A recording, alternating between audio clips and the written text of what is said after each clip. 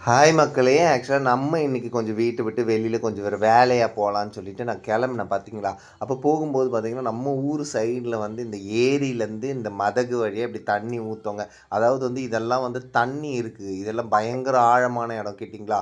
ஆனா அந்த இடத்துல வந்து பார்த்தீங்கன்னா, செடி மொளச்சிருக்கிறதுனால நமக்கு வந்து தெரியல. இப்போ இந்த இடத்துல வந்து மழை அதிகமா வந்துச்சு அப்படின்னா, ஒரு இடுப்பு அளவுக்கு தண்ணி போகும்.